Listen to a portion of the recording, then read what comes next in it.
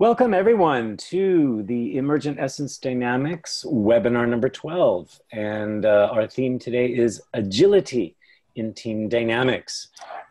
We have an international crowd joining us today. We have Alina, we have Susan, we have Cesar, we have Raquel. And I'm in Canada, so we're calling from Italy, New York, and Romania. And Raquel, I'm assuming you're in Germany. Is that correct? I think so. Is that correct, Raquel? Yes. Yes, okay. So this webinar is focused, past webinars, we've talked about relationship dynamics, and that is a big component of EED. I'll explain in a moment exactly what EED is and how it relates to various professions in the human development industry and also in self-help or personal development. Mainly, we've always talked about one-on-one relationships, and there's always been questions about how does this work in groups. So that's what this is all about. How do those relationship dynamics expand to include a whole system or group? And there are added components involved. It just gets, it gets more complex when you start adding relationships on relationships. So we have a new course coming out specializing in this, and this is coming out in the end of September, and it's called EED Leadership, Group Facilitation, and Team Dynamics. And so it specializes exactly in how to handle teams, what's new, what skills are required for facilitation. It's covering some of the bases that a lot of leadership courses don't, which is what are how do you break down a team into all its various relationships and how those relationships work together? How do you deal with resistance? How do you build resilience on a team level, etc.? Plus, it includes elements of how do you design an experiential workshop? How do you facilitate alone? How do you co-facilitate? So towards the end of the webinar, I'll give more details on what that course is. Now, team dynamics and facilitation is a very broad and wide subject. So I only have an hour. I might go a little over time. I normally do. So I'm going to introduce some basic concepts of how relationship dynamics work on the group level. We're going to look at some team archetypes and how can you build resilience on the group level. It's some of those basic things. And what is most interesting here is all the varieties of dynamics you can get and how all these levels of dynamics work together. So that's one of the main things we're covering here. I always ask at the beginning of these webinars, what are some of the particular questions or curiosities you are coming in with to this webinar, if you have anything specific, or what interested you to come and join this particular webinar. I don't need to hear from all of you. I certainly can. And I just want to know what you're really interested to know, because I can also weave that into the content that I've prepared here. I'll just volunteer to say, yep. It wasn't for me necessarily the team piece, it was more the individual piece. I was more just interested in having the opportunity to hear from you. Okay. But what interested me about Annabelle and when we were talking was her ability to really quickly have someone connect in with what's amazing about themselves, like what their sort of power or influence is really quickly. Like she just did that with such elegance, and I don't know, there was something more on the individual level, but having led teams before, it does seem a lot more complicated on the team level. So, well, that is actually something I am going to cover in the second half of the webinar is how can you do that on the team level, immediately get the strengths on the table and a diversity of strengths, and then weave them all together. So you'll get some tips on that. I can relate it back to how does this work on the individual level, one-on-one. Yeah. And then you can always request past webinars because we go into specifics of that on those exact things. Anyone else? So in my case, I'm Raquel. In my case, it's very much on the team dimension. Yeah. I facilitate for teams, management teams, middle and senior management teams. Sometimes there are many struggles among them. Lack of trust, egos playing there, power struggles, these kind of things. Okay. So of course, to reach, commitments, powerful actions going forward is not always that obvious. And since I attended one of the sessions you gave in Germany, although it was a short one, the leadership one. Yeah. And I saw, I was very fascinated by this concept you had of the real thing, let's say, and the power struggle, no? So how to defeat, in a sense, or go beyond the power struggle and really get outcomes, productive outcomes from the team. Because when they are the management teams, they really need to set the strategy for their business. They really need to motivate their own teams. So how to go to the true essence and make it productive. Okay. I'm going to mention some of that again in the context of team level, and I'll show you how a variety of power struggles can happen at once, but how you can weave them together. I'll show you a little bit on how to drop the whole group onto an essence level. And there are past webinars that deal specifically with the power struggles. We have some on how polarities work specifically in relationships, how to work with relationship archetypes and some of the classic power struggles that show up, how to deal specifically with the victim-persecutor dynamic, because that's very common on the one-on-one and especially in group settings. There's always a victim and persecutor embedded in there somewhere. So I can always send you, Raquel, past recordings of 2019, because I won't get time to really break it down. But again, we work on those things specifically during the facilitation course, and we also have a specialized conflict course that's coming up in December in Munich. And that is all about exactly what you're talking about. Okay, and it'll apply. Do you have something foreseen in Frankfurt as well? We had Module 1 in Frankfurt. I'm considering to maybe bring it in again towards the end of November in time for the conflict course, because you need Module 1 as the prerequisite for either the conflict course or the facilitation course. Okay. So, but if you're interested, let me know, and because I haven't officially scheduled anything yet, and I was debating whether to do this or not. Otherwise, I'm saying come to Munich or come to Paris to get Module 1 under your belt, and the conflict course is in Munich. But again, at the end, I can show you all the dates and everything. Perfect. Yeah. Alina or Cesar, did you have any special comments or questions? Yeah, practically my need comes from a similar direction. Yeah. I experienced teams where the individuals, where it takes time for the individuals to drop their shields and to allow to open themselves one to another and practically start building together and getting to a common solution. And the faster this is done, the more agile is the team. And as a facilitator of that team, I would have a lot to gain knowing on how to do it. Okay, excellent. Yeah. You need to come at the end of September, Alina, if you can make it, because that's exactly what I'm teaching you. I know, I just heard. Yeah. All right. Okay, and Cesar, did you have any? Yeah.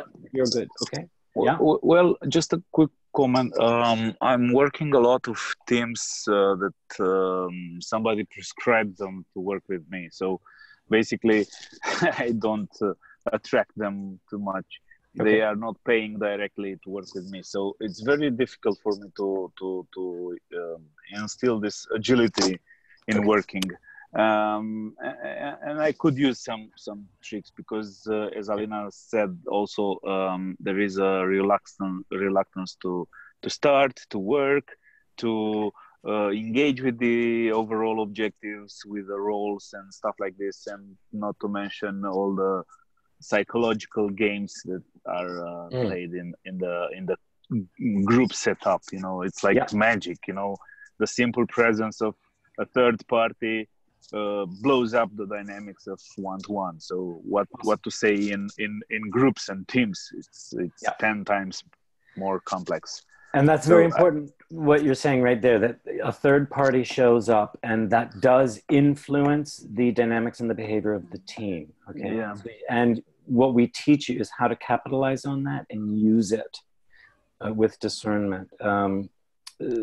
Some methodologies either deny your presence or they make you too present. So EED is finding this balance of, we don't deny that you're having an influence, but we also teach you non-interference, how to artfully do that. So you are influencing and you are not influencing. So that's a tough, sweet spot to achieve, but we've got surefire structures for doing that. Was it something, did I cut you off, Cesar, or was that? No, it's the just enough okay to start. Yeah. Okay. So then let's start. So here's what we're covering today. The main thing is I'm giving you an overview of what relationships dynamics are first, relationship dynamics, and then how that's expanded to the group level. That's one of the most important things for you to be aware of. You may not realize the number of levels that are involved when working with groups.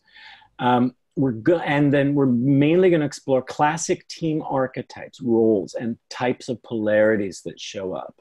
Okay.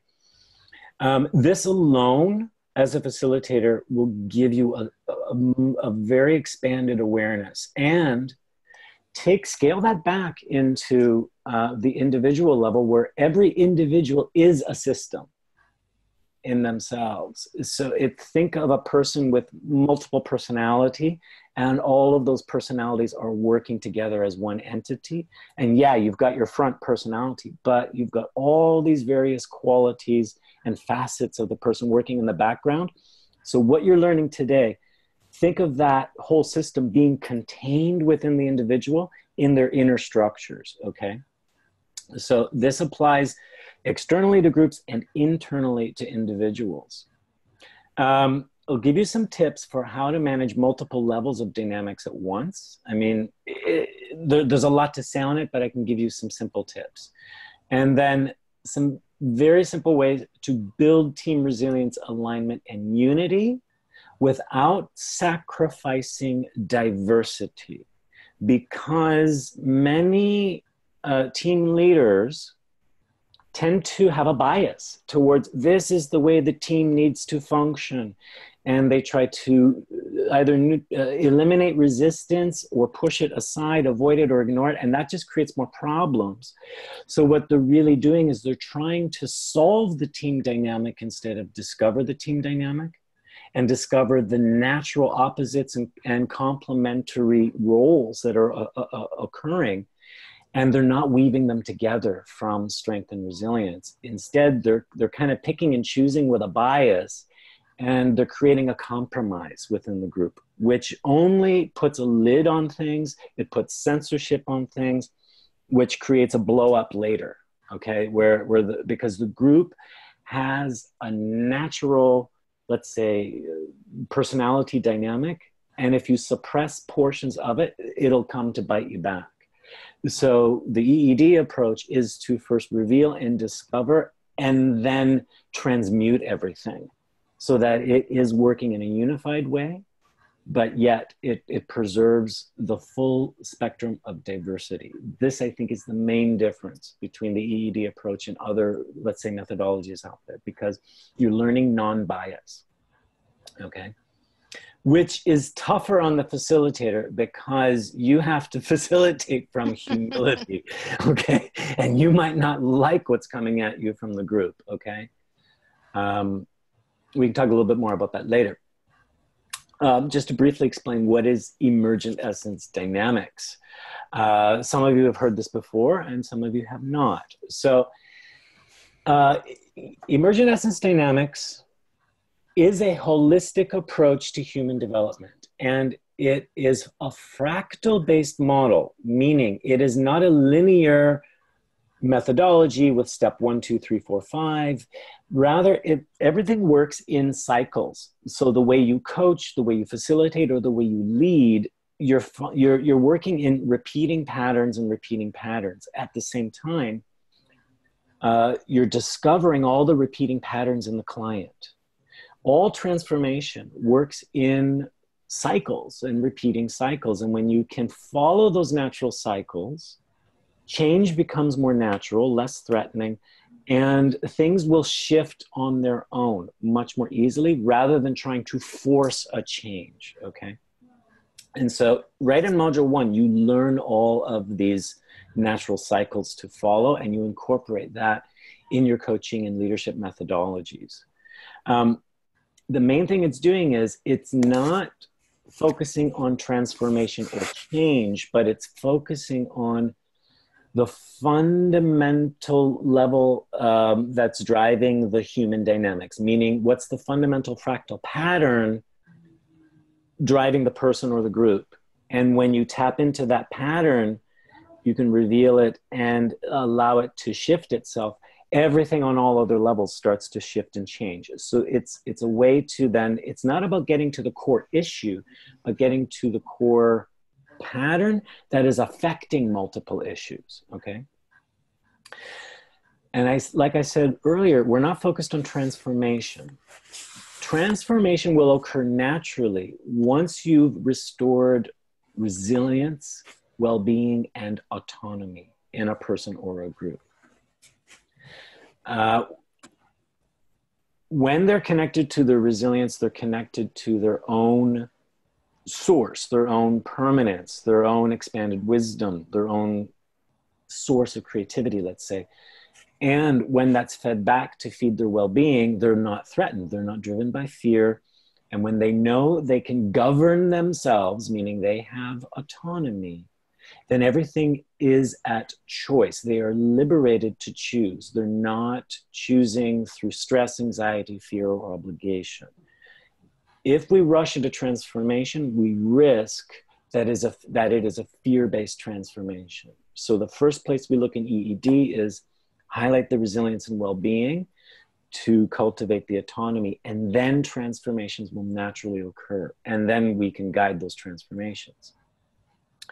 So what we're really doing is reconciling the ego with the essence meaning more the deeper, permanent, more timeless self or consciousness, and the ego personality is the outer shell, okay? And the ego is more fear-driven, and the essence is source-driven. We do not eliminate ego, we reconcile it with essence, so that essence flows through the ego, and that neutralizes being driven by fear. So this is what increases the agility, because there is a liberation, and when one is resilient, nothing is taboo. When they are connected to source, nothing can really destroy them, okay?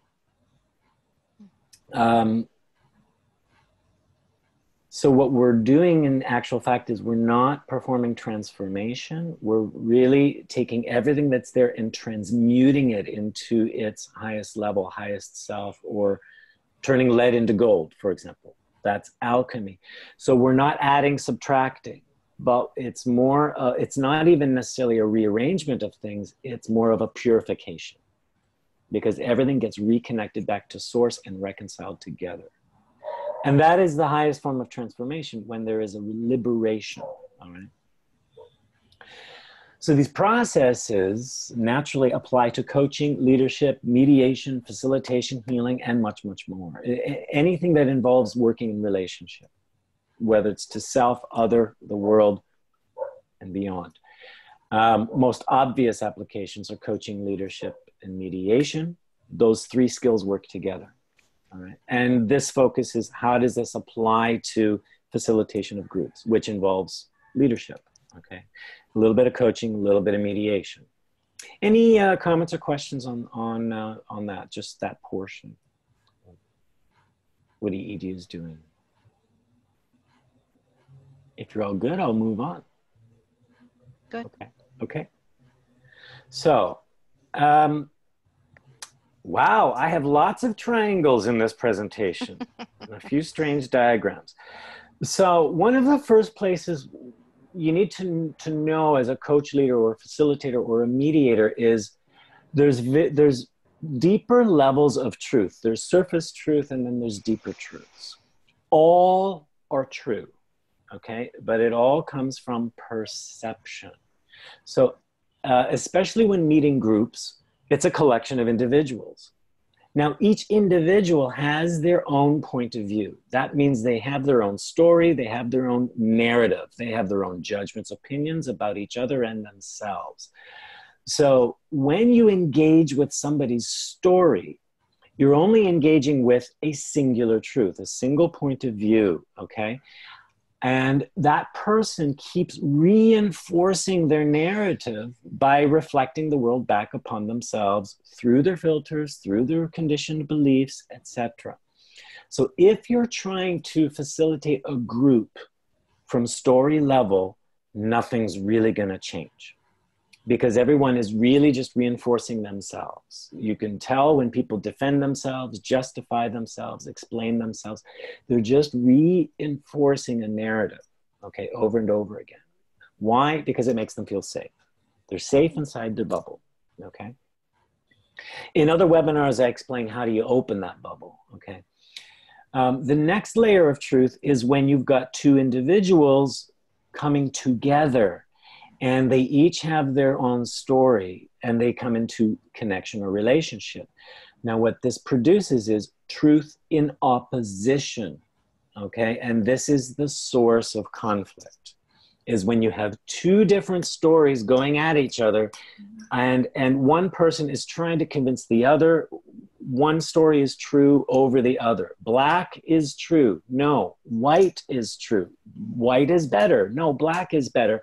And they're in opposition with each other, okay?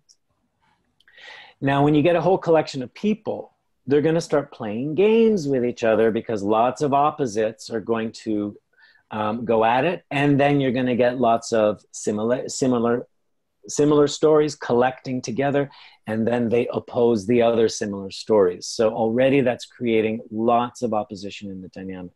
So that's called the game level.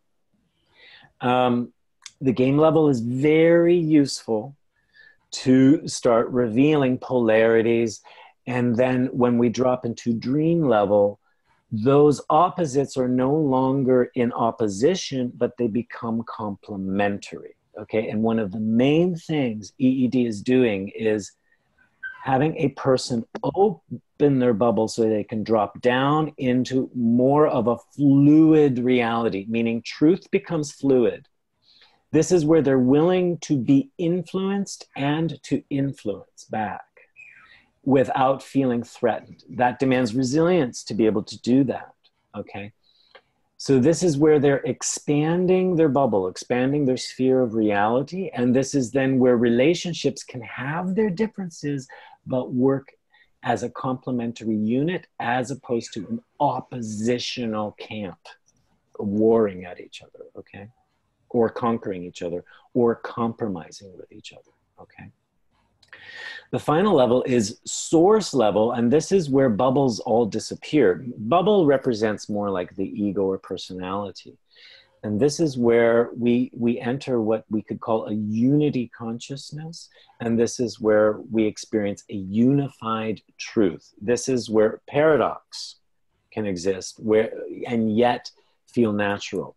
So that hot and cold can exist together, not as complementaries, two things complementing each other, but hot and cold actually disappear, and it just becomes temperature. All-encompassing temperature, for example. It's a very simplified example. So it's where I'm able to embrace everything. This is where people enter a mode of omnipresence. This is where compassion, love, unconditional love, limitlessness opens up. These are essence experiences at source. Now, we don't live on that level, but we can drop down into that level and then connect that back up into our games and into the dream level, and that can influence our story. So what this does is, by dropping down into source, we can reconnect to source, bring resilience into the dream, game, and story level. And then we have actually much more of a fluid reality where they're no longer rigid truths. We can still have our singular truth. We can still have truth in opposition, and we can be truth in flux. We can be fluid with our truth, but we're not clinging to them. Okay, that's the difference. How is this working for you guys here? It's okay. So one of the main things we're doing in EED is we are playing between game and dream level, game and dream level, game and dream level, which naturally drops people into source. And then that influences their story. Once in a while, we will engage with story, but we use story as an entry point for the game. Okay, so these are the two main levels EED uses, is game and dream. Another way to describe story and game, everything is based upon rules and conditions. If, but, when, and dream and source are more unconditional levels because they are resilient levels, okay? So, yeah, go ahead. It's funny, I'm just having like an intuition that says you have to be a pretty masterful leader to get a group to be like exploring those two bottom ones, because I worked for an extremely senior executive officer at MasterCard for a very long time. Mm-hmm. And he really liked to keep people in the game mode. Yeah. And that's where the conflict that Alina was talking about and like the armor really showed up. Yes. To address that, you don't need to think that we have to hold them down here in dream and source for a long time. They could dip down there for a microsecond, but you highlight it. And you may be able to sustain it for a half second longer, so they have conscious awareness, and then allow them to come back up to that game, and then return them to dream and allow them to come back to game. And the more they return, the longer they stay. So that 1 second becomes 2 seconds, becomes 4 seconds, becomes 8 seconds. And that more is the masterful approach, is you don't force them into dream and source. You let them dip in and drop in. You bring awareness to it. You let them go back. And then eventually, like we teach that there's a whole arc and flow to your sessions and workshops, that at first it's going to be all game, dipping into dream. But then there's this point where they start naturally taking themselves into dream and then sustaining themselves there. I love then that. You got to start pushing them back into the game because they want to stay in the dream, right? So everything in EED is about playing with opposites and counterbalancing. And so that's one of the unique features of the facilitation techniques, is you're not obligated to hold them anywhere, but you certainly can frame them to go somewhere, but allow them still the autonomy to go where they want to go. And then you keep refocusing them. And it's the art of refocusing, I believe, that makes a masterful facilitation. That takes patience and persistence. It also takes being compassionate and demanding, all at the same time. Yeah. Feels like good parent advice to me as well. Yes, exactly. You need to set boundaries and limits, but then you need to let them explore within those and let them push the boundary and test their resilience and discernment. And then you can gradually expand the boundaries. Yeah. And it's a lot the same with groups. In some ways, you will appeal to their animal nature, and then you will appeal to their spiritual nature, because the animals, they want to be let loose, but they need boundaries and limits to be caged in so they can discipline themselves. Then the spirit will release, and you let them run wild in unconditional places. Yeah. So To explain very briefly, now this you learn in module 1. Like I said, game dream is our main focus. So what are elements of the game? What are you looking for? So the game is, what is the actions going on between people and what's the energy between them? So, you know, they could be criticizing each other. They could be complimenting each other. They could be attacking each other. Those are actions, okay? Accusing, blaming, anything like that. Loving.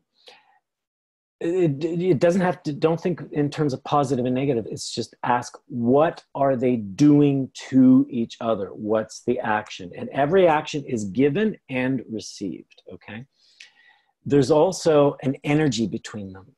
There could be a playful energy, a spiteful energy. There could be a joy, energy of joy, or an energy of love, or an energy of sadness. And the actions and the energy don't necessarily have to logically correspond. I can tease you and the energy could be very, very negative and spiteful, okay? Or I could tease you and the energy is very erotic and sexual. Do you understand? The action is the same, but the atmosphere is different. That's what we mean by action and energy, okay? Then there is status. Now, what I mean by status is, I just want to get my highlighter here because I think it's easier to see. Okay. It's not doing it. Okay. Status means nobody is equal at any time. There might be a brief moment where people feel equal, but somebody's always higher or lower. Somebody's always smarter. Somebody's older, younger. Somebody's more powerful, less powerful. That's what we mean by status. And one of the main things you're looking at is, well, who's holding the power now? Okay. And that is very fluid. That can pass back and forth, high and low status. Okay. And then there is what we call polarity. And these are two opposites at play. So you'll get polarity by looking at action. Action that's given must be received. So if I'm attacking, then there's an attacker and the person being attacked. So there might be attack and defend. There might be dominate and submit. Okay, so it's two opposites working together.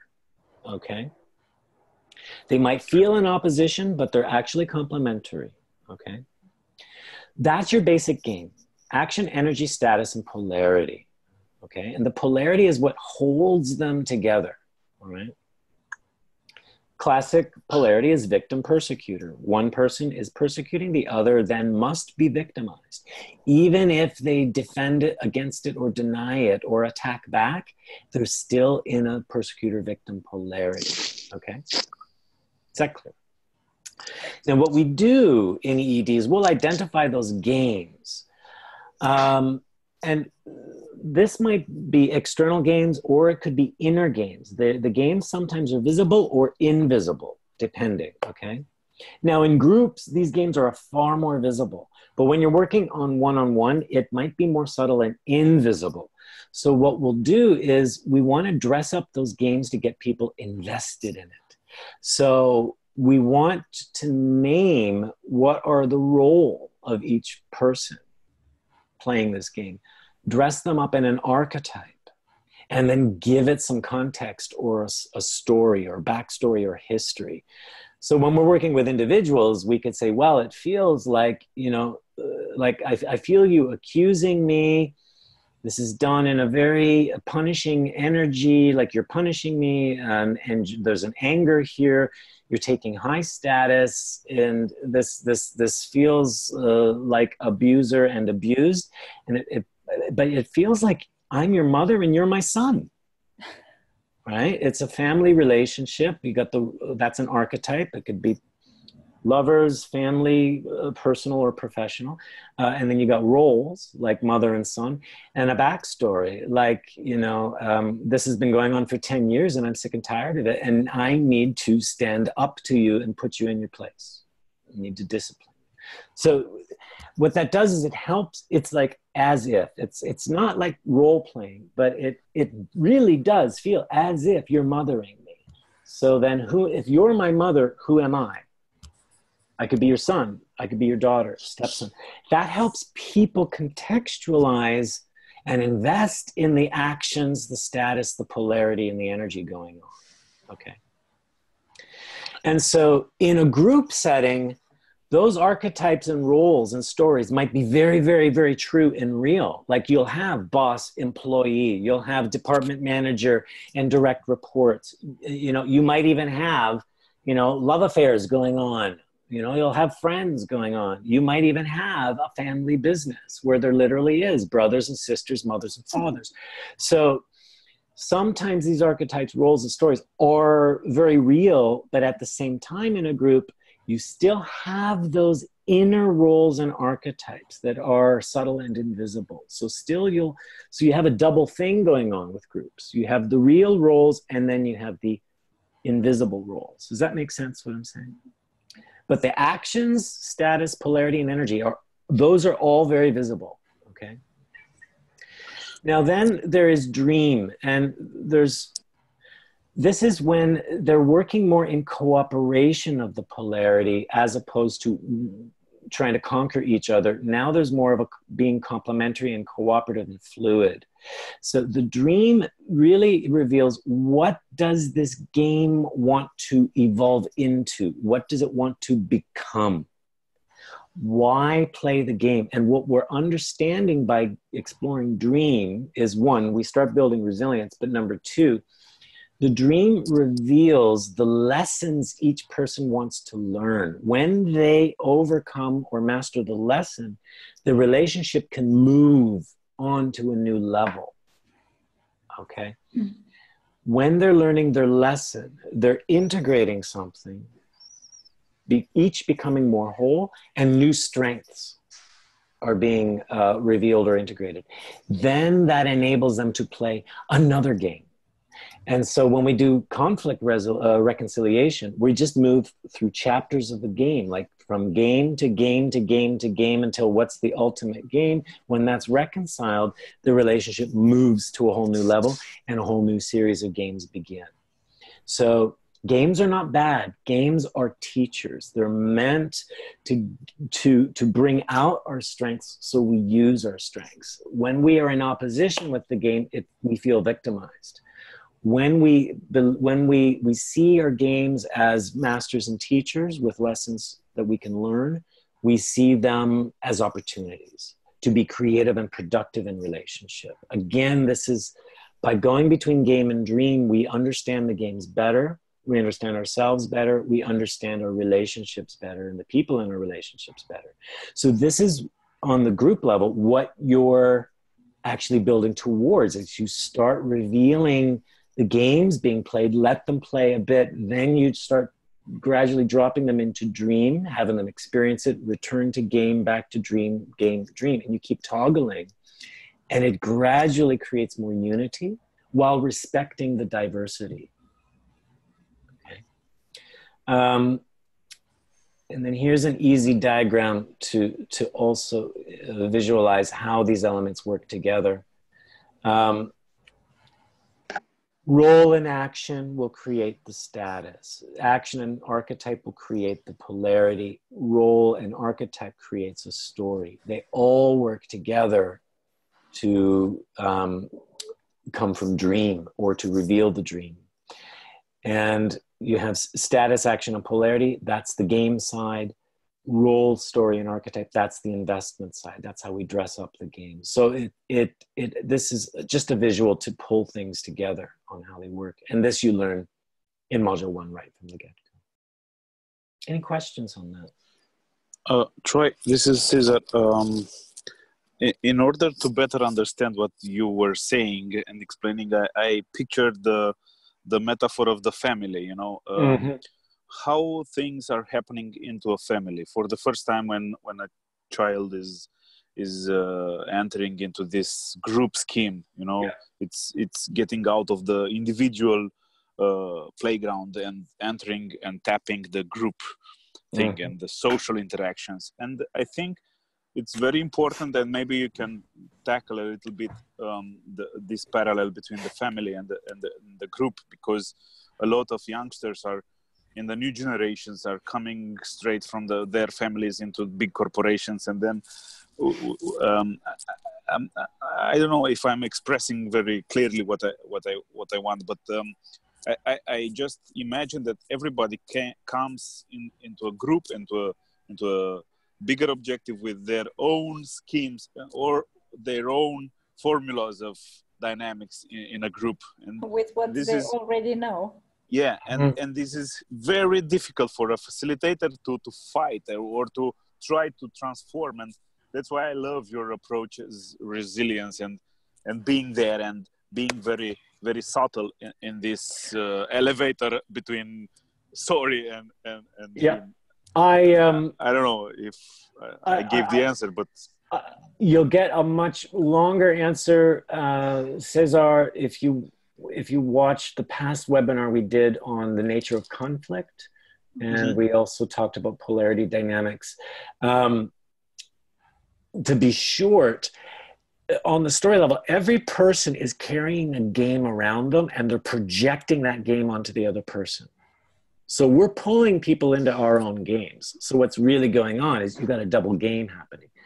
The person on the right has a game that pulls the person on the left into, and the person on the left pulls the person on the right into a game. So in a way, you got a double movie going on, and they're perfectly synchronized. Okay. Now imagine that goes on a group level. Everyone is projecting their games on each other, yet it perfectly synchronizes. Okay. And same with family dynamics. Okay. And it can be generational. I mean, people are learning games. Okay. They've learned roles. They've learned how to be in a role in an archetype. They've got not just a story, but history. And so they project that everywhere. Okay. It's by cracking the game to drop into the dream that we can start to learn what the game's really all about. Because do you see this little dotted line here where the bubble opens a little bit? This means the person has some resilience and humility, okay? Where they're less rigid in their role of the game, and they're actually discovering the truth about the other person by experiencing the other person.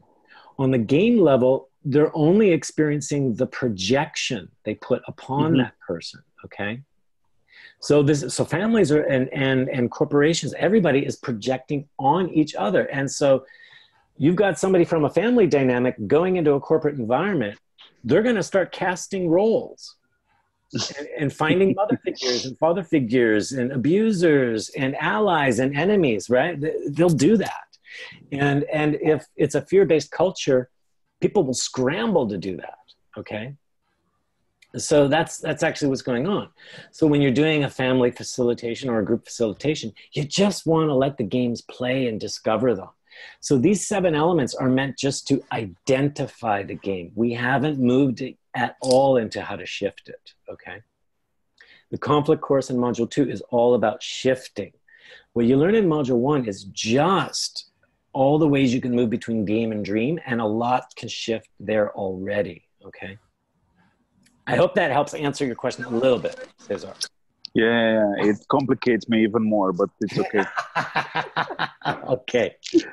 Looks like I might go a little overtime. So if you can stay, please do. If you can't, you know, once we hit the top of the hour, you need to drop out. That's fine. You will get the recording. Okay. So now let's complicate things further. So you've got relationship dynamics here. Now, when you're working with groups, you not only have like those 7 elements of a dynamic, that's going to work on the individual level. Every individual has a dynamic with themselves. Then you've got people having dynamics with each other in pairs. But then you'll also have triangles. And I'll discuss triangles in a little bit here. That's like a polarity that pulls in a third person. And if you've heard, is it on cognitive behavior? Oh, I forget. There's the victim triangle. I mean, if you've heard of that. Karpman triangle or something. Yeah, that's right. So, but there's more triangles than that can appear. And there's 2 types of triangles that can appear. Okay, and I'll explain that shortly. Then you've got relationships of relationships. Okay, So you'll have all these different cross relationships, and some of those pairs will get in relationship with each other. Some triangles will get in relationship with each other. So that's creating group divisions or camps where you might have half the group on one side, half the group on the other. Okay. So this is like a larger group pairing or group triangle. Then you have the group entity. So look at all the levels you're working on as a facilitator, and you can toggle between all of these. So when you're doing group work, you want to pay attention what's going on the entity level, what's going on in some of the pairs or triangles, what's going on in the individual. But here's the thing. It's all the same fractal patterns, just showing up on the small scale to the large scale. So as an EED facilitator, it doesn't really matter where you're focusing. You want to jump your focus around, because what's going on in the pair level, it's going on the entity level, or it's going on the individual level. And if you create a shift into any of these levels, all levels get affected, okay? So it might look complicated, but it's actually simple, because whatever's going on in a pair is going to affect the group divisions, or it's going to affect the entity, or it's going to affect the individual. And then you can start focusing there, and you start bouncing around. And that's how you're weaving all of these cosmic connections by, I call them cosmic because they're more systemic connections. And so it's like you're zooming in and out, okay? Now, the other thing is, you, the facilitator, have a relationship with all of it. So each of these levels are playing a game with you. And I'm going to talk shortly on what kinds of games do they play with you. So you are impacting them just as much as they're impacting you. You can practice non-interference, or you can choose to provoke and interfere in order to get something moving in their dynamics, okay? And now here's another dynamic. They have a relationship with their agenda or topic, like whether you're doing a training or a workshop or a team coaching or something, they're in relationship with the content going on, the change processes going on, or the agendas that they're setting out to accomplish, okay? And that they have a dynamic with that. So each individual has their own relationship to what you're presenting in the workshop or the change processes you're taking the group through. The group entity has a relationship with it as well. So you're getting an idea of all the rich levels you can get, okay? Again, good news. How they're in relationship with these agendas or topics is also going to be fractal based. Same basic pattern that's going on their interpersonal levels. Also, how they're interacting with you is also happening in their interpersonal levels, and it's also happening in the way they're in relationship with the agenda or topic, okay? Now, we go further than this. The group you're working with, let's say corporate, okay? So let's say you're working with a department, particular department or team, right? You're hired in for team building on a certain group or entity or a department. Well, they have a relationship with the other teams in the company or the other departments. And then they have a relationship with the whole organization, okay? And these things have relationships with whatever's going on the agenda level. Their agenda is going to affect department agendas. Their agenda is going to affect organization agendas, okay? And then there's the whole organizational entity or hierarchy, the whole thing. Now, what EED is designed to do is take a rigid hierarchy and start making it more fluid. So so that there isn't rigid status, but we still can keep the hierarchy in place. But when there's more fluidity within the hierarchy, there's more resilience in the organization, okay? And then there's one level beyond that. So you have your organization, let's call it Apple or Google or someone else, but then they are part of a larger entity, which is their world market, okay? So Apple exists in the computer and devices market. Google exists in the whole tech industry market, okay? And then that has a relationship with the world at large. Okay, so they are having a relationship not only with the organization, with the agendas, but also how that affects the world, their world and the world they're in. Okay, and one step further, they also have a relationship to time, past, present, future. So there is history going on in the organization. There's what's currently going on, and there's the future they're building. And the past, present, future affects who they are in the world, that dynamic they have, and it affects what's going on with their agendas. So look at all the dynamics you can play with.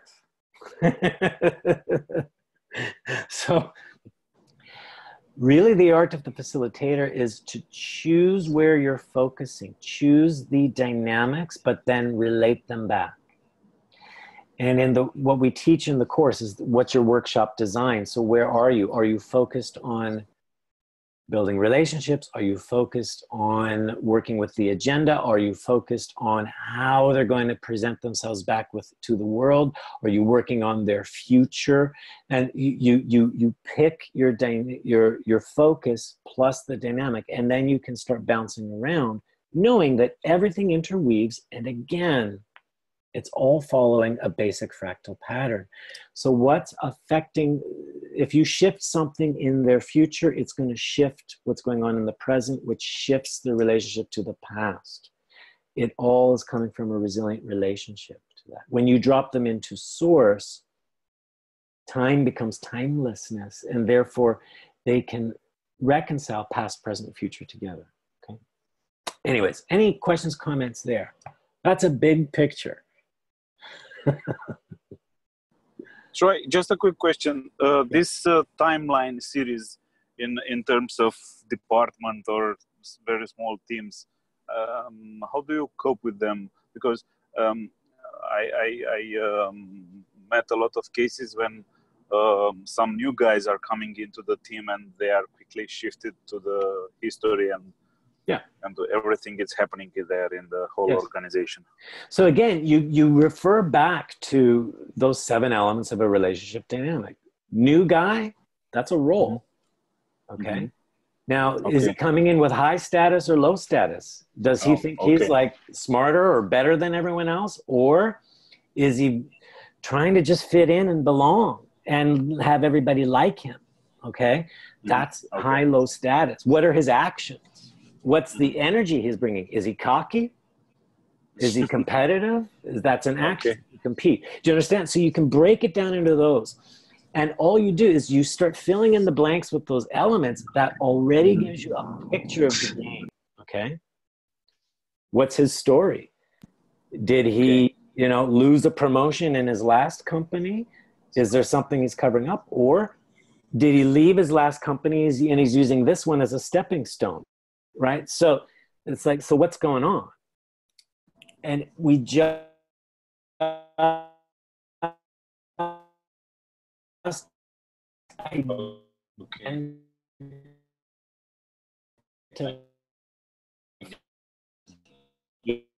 and have affected. What we're doing is I'm responding back. How are you affected? How are you feeling? Okay, that's the basic EED processes. That's explained in previous webinars. So Susan, Raquel, you might want to look at those previous. I'll send you links for those previous recordings. Great, thank you. Yeah, so I had a facilitator triangle here. They will play games with you. Now here's 3 main games they're going to play. Okay, and this has to do with status. Okay.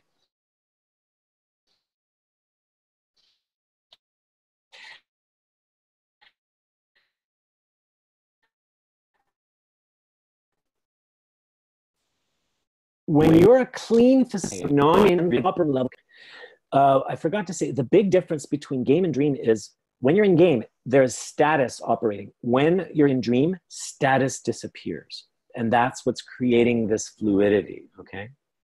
When you're a clean leader, clean mediator, clean coach, clean trainer, there is no status between you and the group. If you start taking on status in yourself, or if they start giving you status, then there are three possibilities that will show up. One, you become the expert or the guru. Now, when you're coming in to do a workshop and you're the trainer, well, you're walking in with automatic status. You're the expert, right? And some people will respect the status and other people won't, okay? So you've already got a dynamic going on, right? But so you've been cast into the role of a guru or an expert, okay? Your job, now what we teach you in this facilitation course is you can choose to take on the role, you can choose to neutralize the role, okay? And we'll show you all the ways that you can do that. But for now, just for you to have awareness of, oh, they're casting me as guru now. That's why they're asking so many questions, because they are taking on low status. I've got high status. So the more I provide answers and answer every question, I'm heightening my status. I'm strengthening and aggravating my role as guru, okay? A trick is you can flip it, right? For example, of course I can answer all your questions, but at this point in the workshop, I want to hear your answers. Pull together everything you've learned. Let's make some shit up. Let's like imagine into the answer.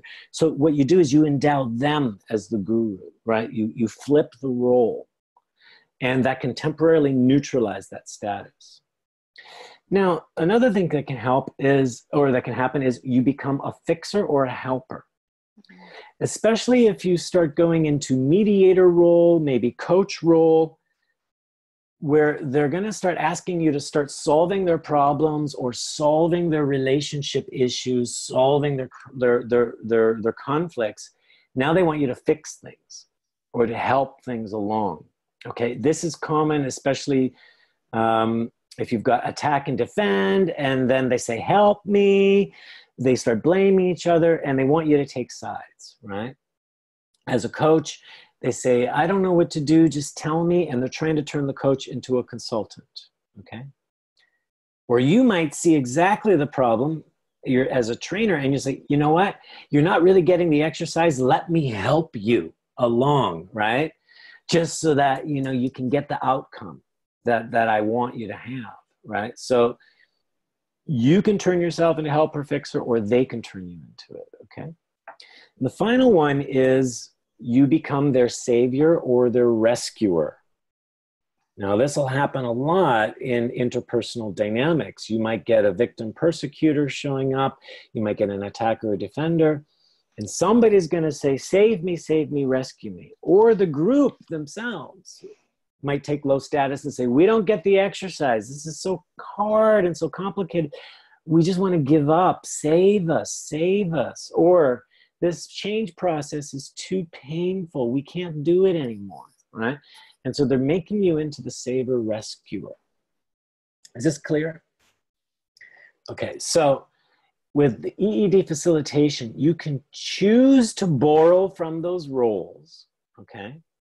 And then you can choose to neutralize those roles. So when you're becoming any of these three roles, now you're at game level with the group.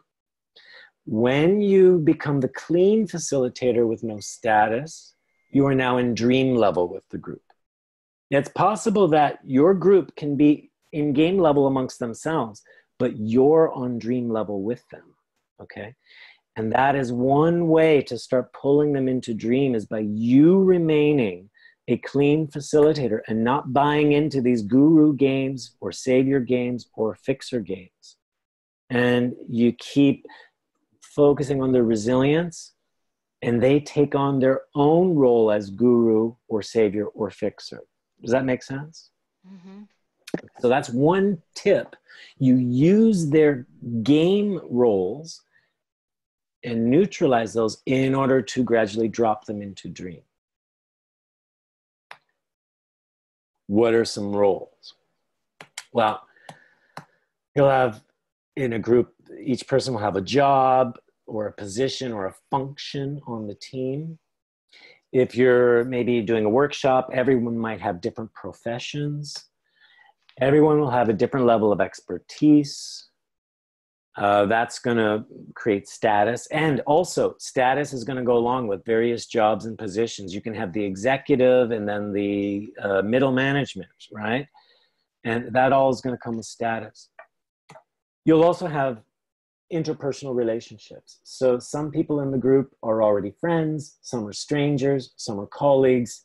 You might even have some are family and some are even married or they're lovers. So that will mix into, and these are what I call external roles. They're obvious, okay? Now what's more important are these internal roles and polarities. How am I doing for time? Okay. So this is also an example actually of a triangle, but you're going to have people that are oriented from their head, meaning they're logical, they're thinkers, they're strategic, they're analyzers. And you'll have people that come from the heart, they're connectors, they're relationship oriented. Or you have people that come from the gut.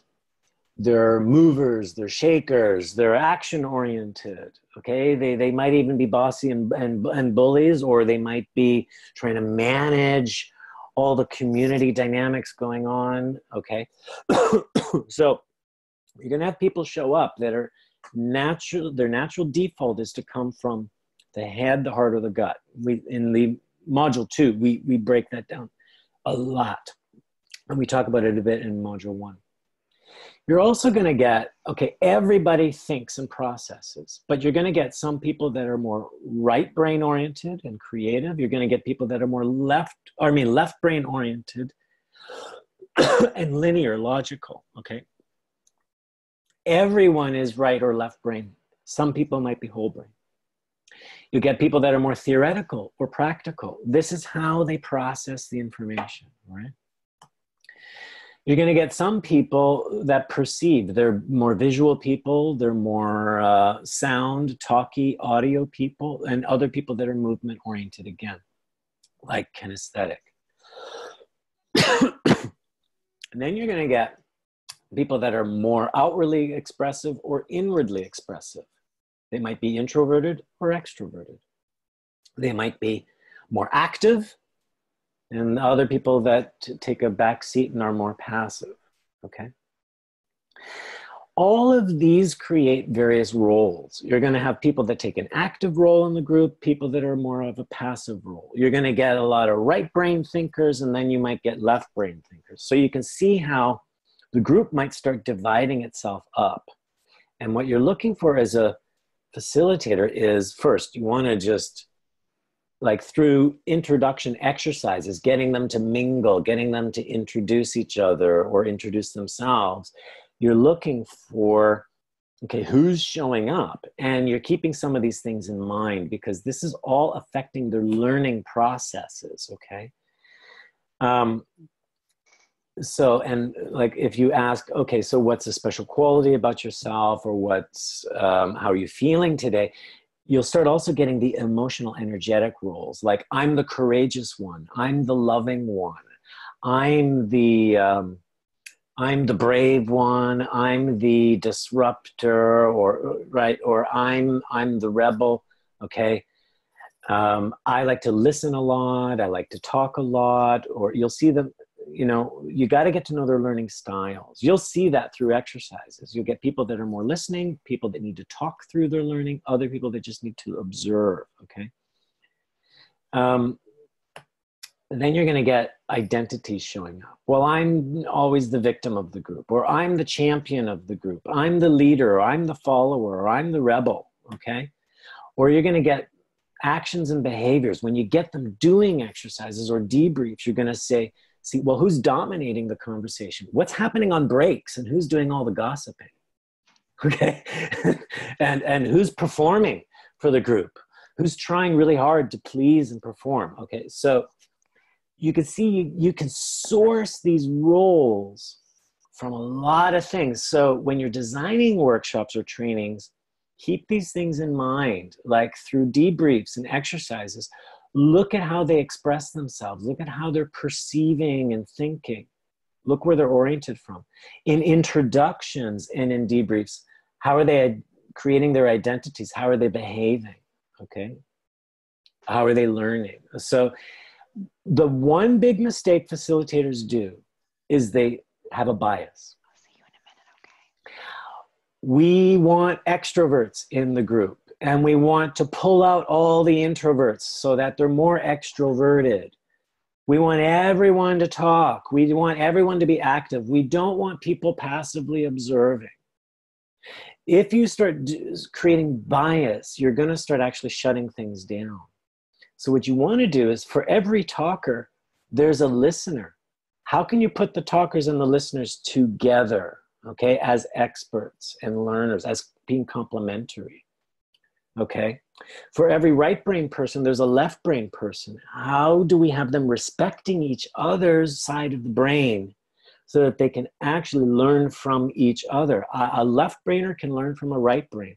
You don't need left brainers hanging out and creating allies with other left brainers so they can make an enemy of the right brainer. Do you guys see? Okay.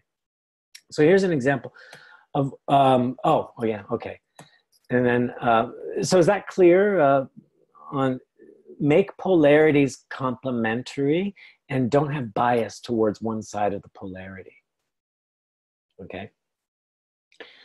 As you lead a group, you're going to see it's going to be lopsided. So what one skill you want is to start counterbalancing it. Like if all the group is all lovey-dovey and everyone's championing each other, start to look for the people that are kind of sitting back and frowning, right? You got a cynic coming through. You've got a critic coming through.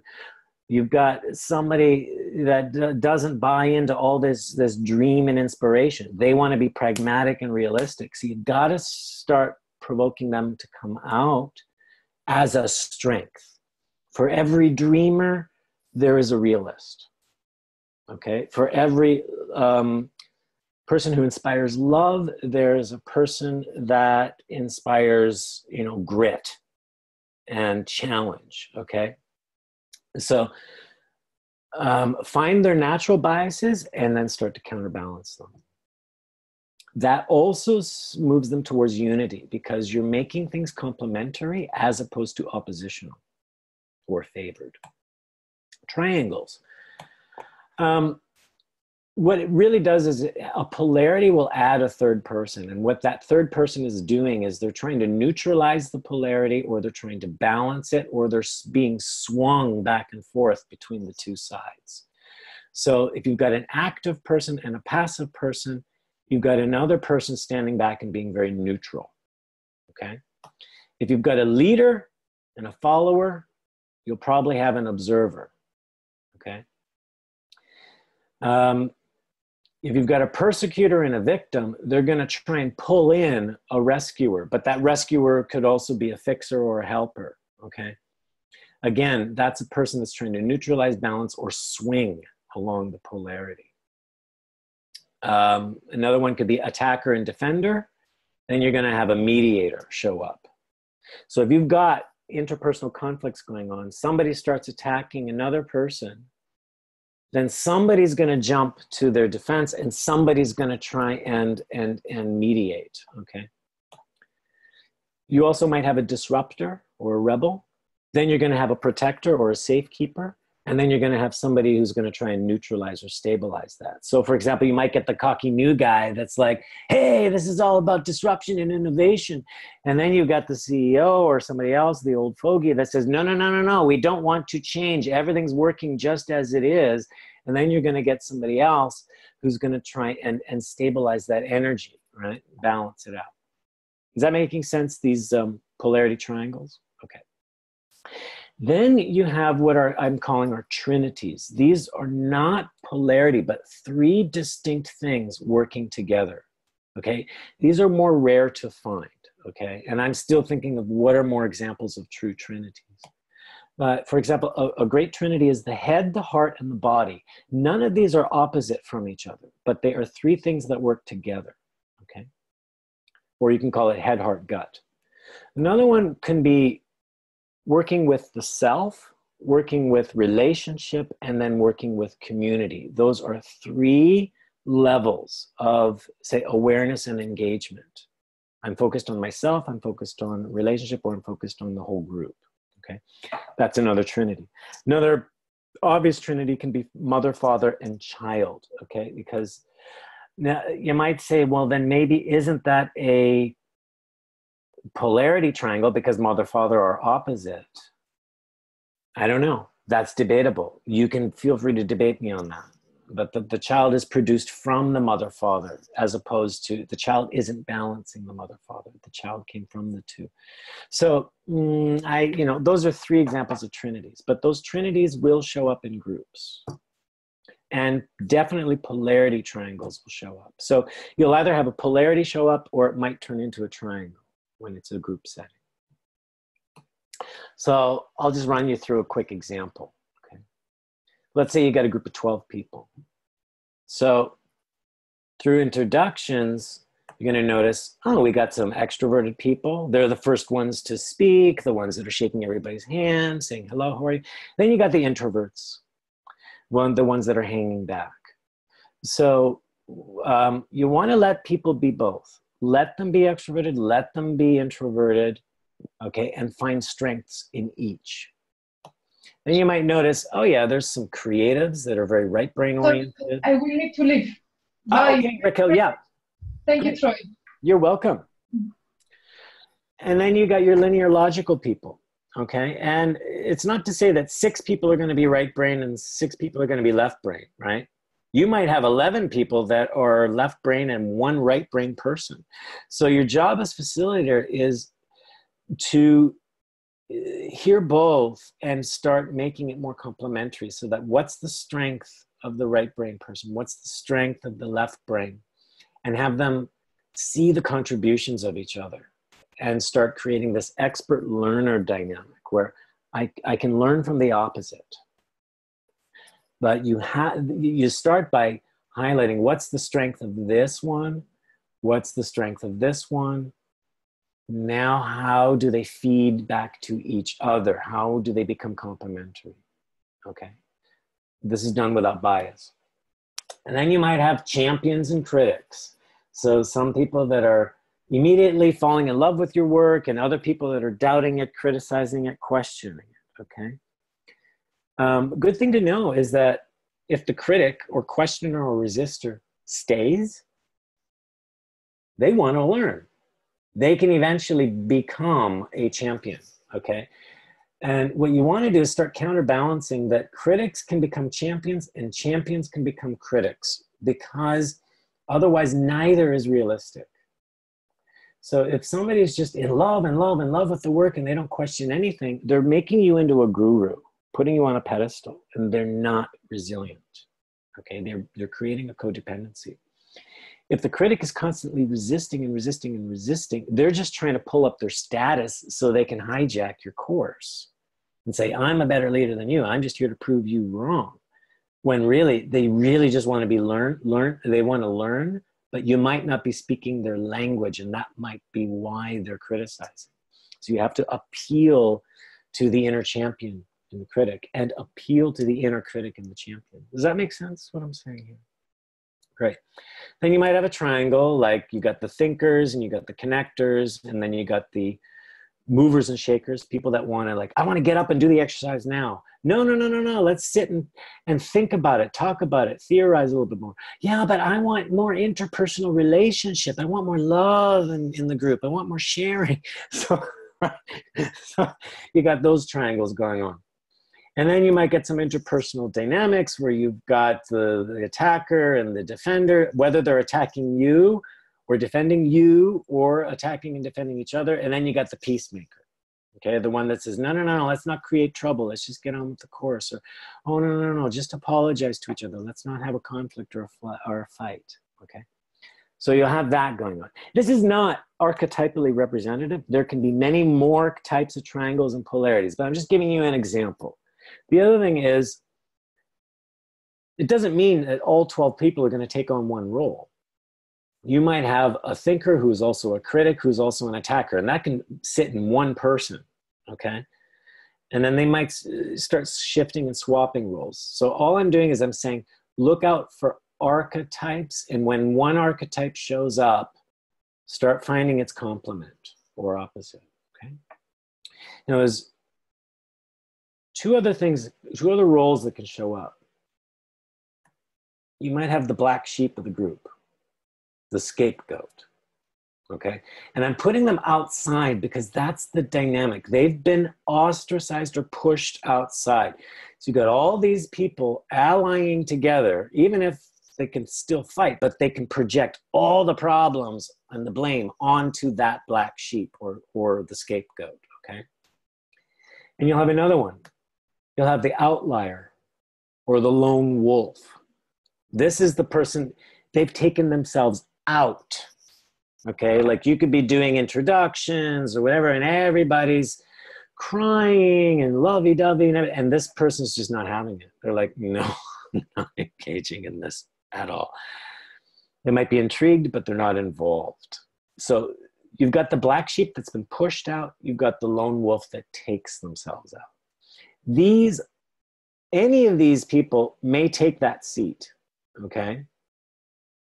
Any of these people may get in that seat, but know that if they're still in the room, they're still involved, but there's a special dynamic. And outliers and scapegoats sometimes hold the golden key to the transformation because it's like they're holding one of the root lessons that the whole group needs to learn, okay? Either the scapegoat has been victimized over and over again with this lesson that they won't learn, and it's the first person willing to learn the lesson, or the outlier might be seeing the lesson all the time, but is not going to put it in the space, or they're like a black sheep, or they're not listened to. Do you understand? So pay attention to outliers and black sheep. Okay. Now, that's just main dynamics. But here's what's really going on. Everyone is having some kind of a relationship with everybody. And so roles might change, things can swap. And as we get more into dream, as we start creating these cross webs of relationships, pairs and triangles, camps and the whole entity, you have, as they drop, their egos and roles start disappearing, and then you've just got lots of fluid connections, okay? The more you interweave, the more you let relationships affect relationships, the more you're getting into dream level, which then has them drop into source. And this is what's creating the team unity. They're all dropping into a source level where there is no more ego. This is more an essential quality of unity, love, or limitlessness, or peace. They're experiencing it within themselves. It's feeding their well-being, but they're feeling the interconnection with each other and that unity. So they're no longer appointing one person in the group as dominant or as a leader, but they're all looking into the central entity or source of the group itself. And this is what enables fluid hierarchy, where everyone refers to the center rather than around each other or in between each other. Is that making sense what I'm saying? Then you can build that point of reference, that experience of source and unity back into the game, so that rather than somebody taking status to lead the group, they can refer to the center and all access that central hub as, let's say, their leader, and anyone can step into that space or access that space. That's the idea of what team unity will then look like. And this is unity with diversity. Where anyone, they can then have interchangeable roles. They can take on their fixed roles, but still be fluid as they access their interconnections and access that central source. Any comments or questions on that?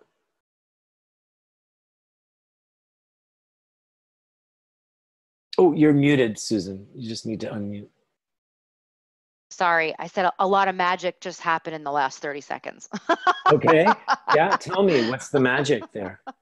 Well, I mean, this is like the goal, right? This Yeah. is what you're working towards. That's right. in order for them to access this central point, they need to let go of their role, position, and status. That means that's why you're dropping them more and more into dream.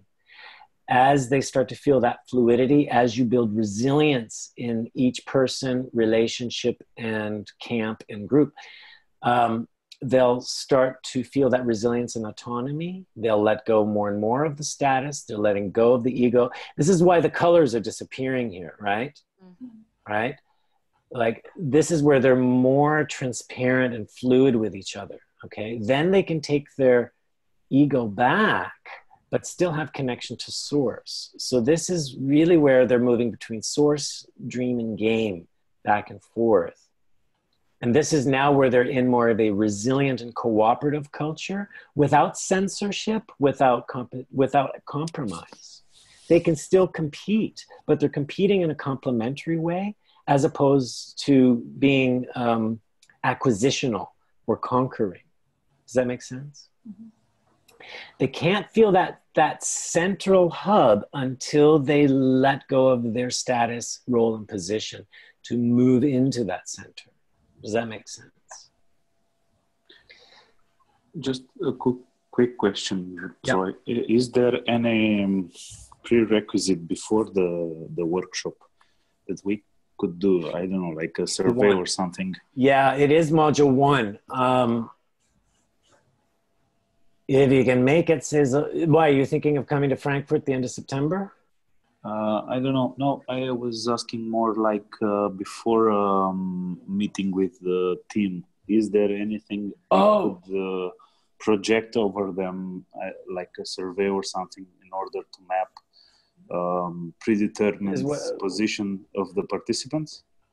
Yeah, well, this next thing I'll show you is, so how do you build resilience and reveal the diversity, okay? So the main thing you're doing, and this you can do in questionnaire or in group intros, is ask each person, what's your natural strength?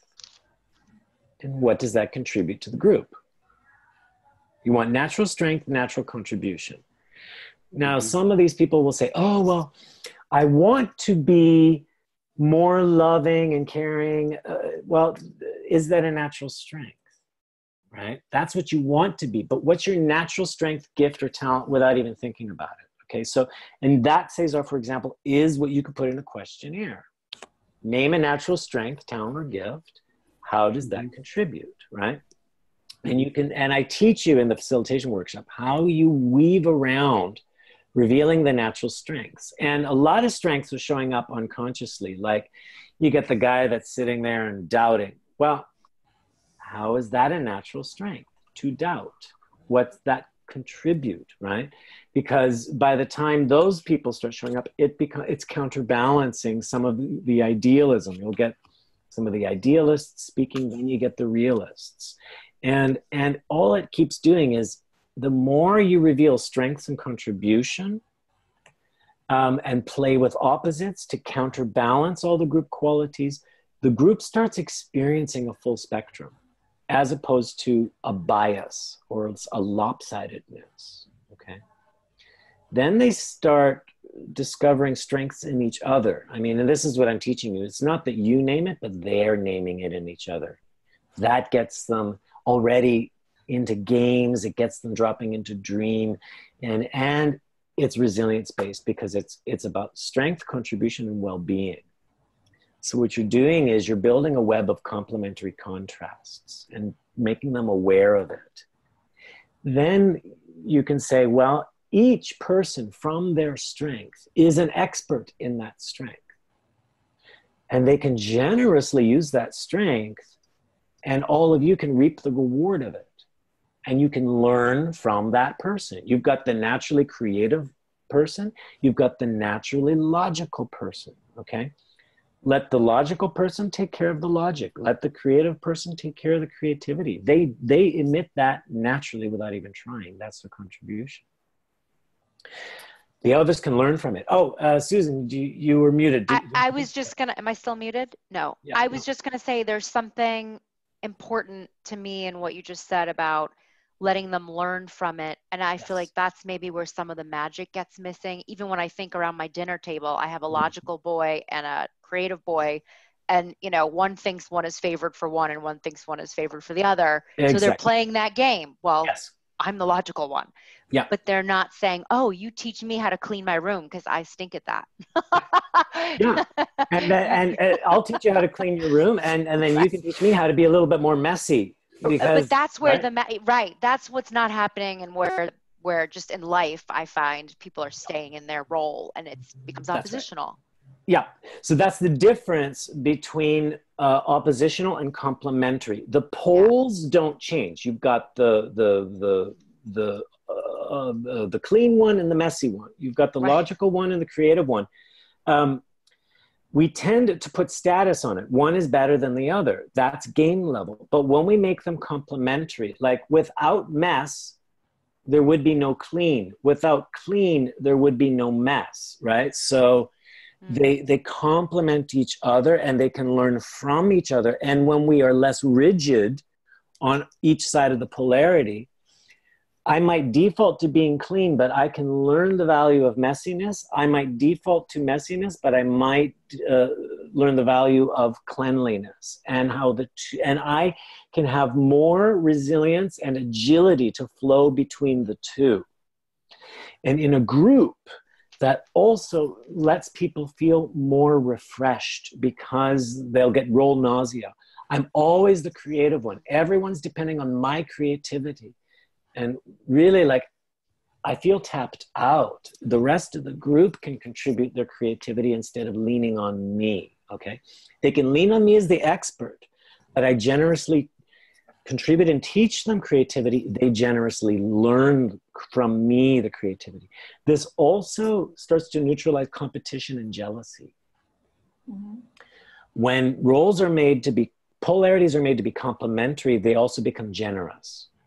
Because there's an acceptance from both sides. I accept your messiness, you accept my cleanliness, and we are teaching and learning from each other. Does that make sense? Mm-hmm. It's a way to reinforce bonds.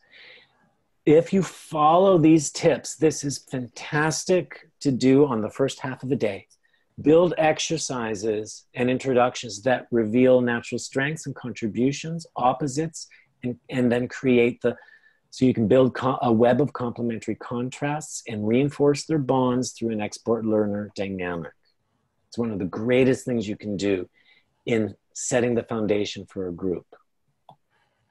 Then they'll feel moments of bond, resilience, and well-being, and just keep feeding that back to the individual well-being, the relationship well-being, and the group well-being. And that then, like, let's say you've done introductions, everybody's now seeing each other's strengths and contribution and how that's complementary. Then you could say, well, you know, look at the whole group together. Look at all the range of colors and strengths and qualities here. Who are we together? Like, what's the strength of this whole group together? And get them collectively naming that and highlight the resilience of it. And then say, how does that feed to the group's entire well-being? And when you get that set as a foundation, resilience and well-being on the group level, the entity level, then you can move into another phase where now we can explore some of our conflicts and misunderstandings and problems, because now you have a foundation of resilience to come back to. And that's classic EED process. Build resilience first and then tackle the games. Okay, like meaning shift the games, reconcile the games. You can't reconcile games until you've identified games and built resilience. Okay, that's key right there. Any questions there? I think I might have to drop, although yeah. I feel badly leaving this small collection of mastermindness. That's great. No, it's okay. Yeah, I'll send you the recording. I'm only going to go maybe another minute or two. I think I overprogrammed this. I can hang for a minute. I have a first day of school pickup. Oh, shoot. Okay. It's okay. So this is giving you a taster. I mean, and there's a lot to chew on here. So in the Team Dynamics course, what you're learning how to do is facilitate team unity through diversity in many different ways. What you're basically doing is you neutralize the resistance to change with a resilience-based approach to leadership and facilitation. You're learning how to manage a multitude of team dynamics so that or team archetypes, so you're maximizing the dynamics of a group process and team transformation. So it's, again, creating unity through diversity in order to facilitate the transformation. And you're working on all of those dynamic levels. You will learn skills on how to neutralize team resistance, how to neutralize those group polarities. We haven't talked about that here. And they always arise during a change process. And then I'm giving you practical fractal-based techniques to build resilience. I gave you one here. But then how do you build alignment? How do you build vision? How do you build team purpose? And how do you contribute back to well-being? So there's a lot of applications, because that's what you would do in team building days or even during workshops. You'll also learn special skills for facilitating trainings and workshops, either as a single leader, but you're also learning how to be a co-facilitator, because that is a leadership dynamic as well, how to be a co-facilitator. And then I'm teaching you workshop structure and design. And the design itself, it's also fractal based. So even like I said, how you build your first half a day or your first hour, it's based on these transformational cycles. And you're taking your whole group process through what we call the hero's journey. So, and that again works through special phases that are repetitive. So, what do we learn? There's multiple levels to relationship dynamics, but they all follow a basic pattern, no matter which level you're jumping around. The fractal is appearing everywhere. So as a facilitator, move freely between those levels and let those levels have dynamics. So let people be in relationship with themselves, let them be in relationship with others. Bring that back to how the whole group is in relationship. Don't stay on one level all the time. Whenever there's a shift somewhere, there is a shift elsewhere. Okay. Let multiple games become complementary. Remember, you can have multiple opposites at work. Let those games themselves start complementing each other. So it's like a hall of mirrors, games of games. It ultimately brings in one unified game. The key to facilitation is constantly toggle between game and dream. Game and dream. That's the most important thing you learn. And that's the main thing you're learning in module 1. And then modules 2 and 3 are fancier ways of moving between game and dream. And in facilitation, how do you do that on group level? In the conflict course, how do you reconcile the whole game? So keep looking for opposites and triangles so you can expand the full range of the group's experience. And know that people can hold multiple roles. So all in all, just keep encouraging this expert learner dynamic so that people will have more of a fluid exchange of their roles and be more complementary to each other, as opposed to being oppositional and competitive. You build resilience and alignment through diversified strength and contribution. It's not through biased strength and biased contribution, okay? That's why being complementary. Opposites are complementary. That is so key to creating alignment and unity. Otherwise, you're going to get a biased alignment and a false unity. Does that make sense? Great. So we have the Team Dynamics course coming up in Frankfurt, September 27th to 29th. We also have our Reconciling Conflict course coming up in Munich, December 6th to 8th. And then Module 1 in Munich on September 13th, also November 22nd. And in Paris, it's October 11th to 13th. This year, I don't really have courses in North America, but they will be coming to Toronto and hopefully to Montreal in the new year. I had debated whether to do anything in North America this fall, but it works out not well with my schedule. So for Susan, yeah. Unless you're in Europe, you know, but by spring or early in the new year, we'll probably have something in Toronto or Montreal. Okay. Okay. Amazing. Thank you so much. I hate to do a quick drop, but great. I have to, but thank you so much. It's so valuable, and I will see you again for sure. Thanks, Susan. Okay. Thanks, everyone. Thanks. Bye.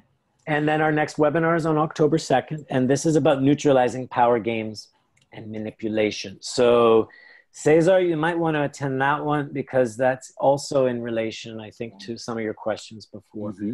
Okay, and this is going to be more on what are some of the classic power games and some of the toxic behaviors, and how do you neutralize manipulation when, and this will happen in teams, it'll happen in amongst individuals when we manipulate ourselves. So do sign up for that.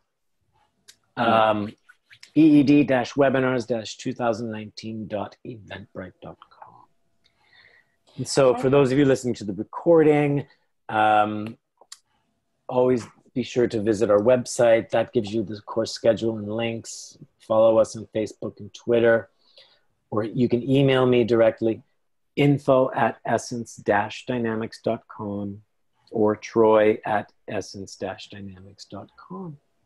So feel free to email me with your questions or to request past webinars. I can send you links to those recordings. We have a private playlist on our YouTube channel. And eventually we're going to make those webinars public, but I probably would edit them down. So Alina, Cesar, thank you for attending. What's the main thing you walk away with from the webinar today? And thanks for staying the extra time. Well, that amount of relationship, of multiple layers of relationship, of some of them I was very much aware, but some of them not. And it's somehow looking at that amount, it seems overwhelming, but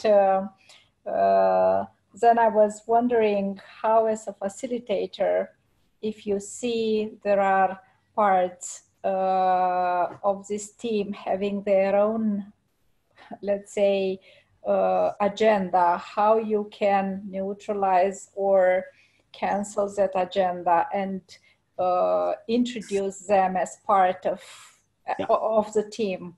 But I think some of the responses will be also in the in your October seminar. Yeah, definitely, because that will focus more on how do you neutralize, how do you, right, because I couldn't get into that, there's not enough time here.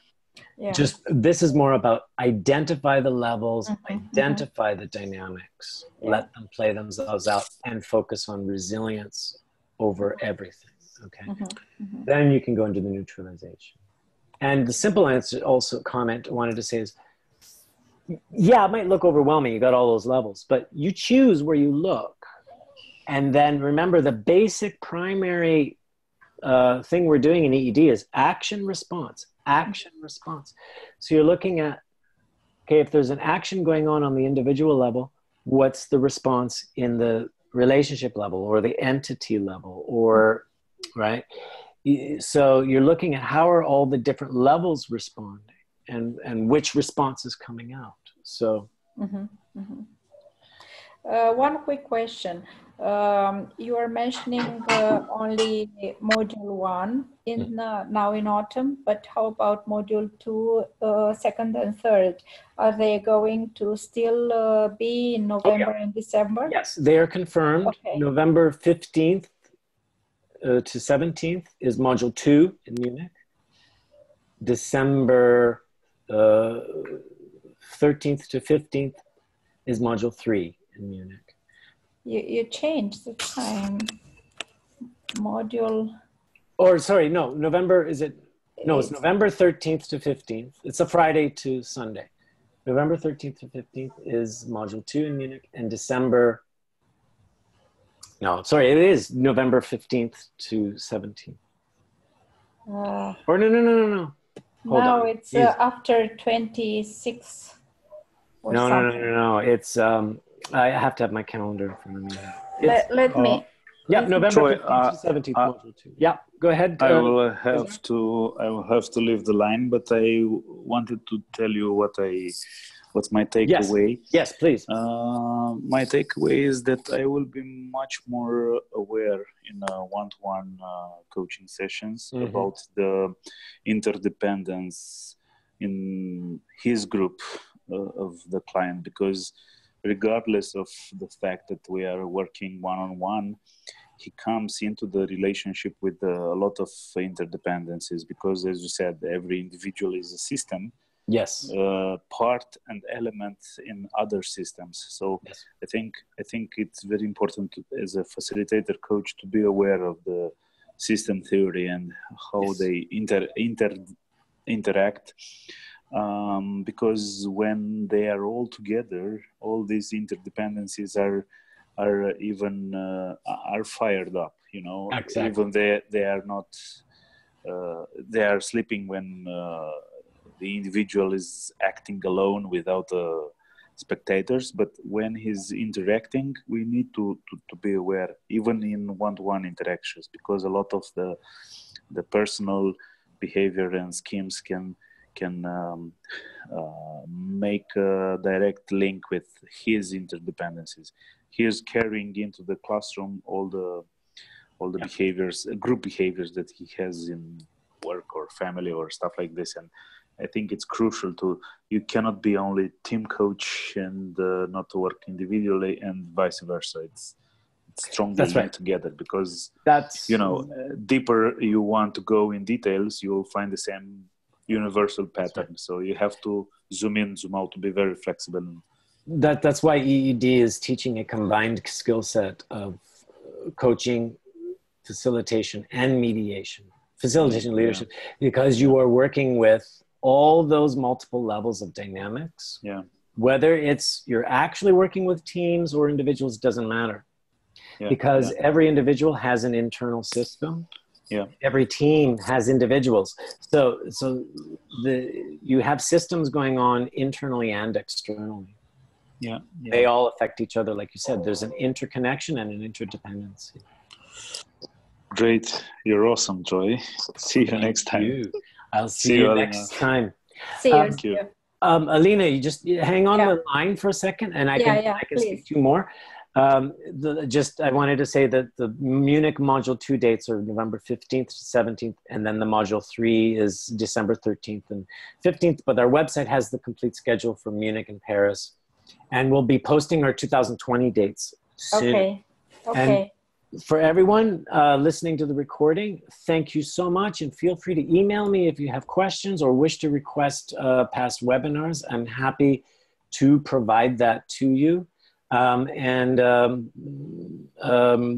Share this with your friends, tell them about it so that they come and join future webinars with us, and we hope to see you on October 2nd.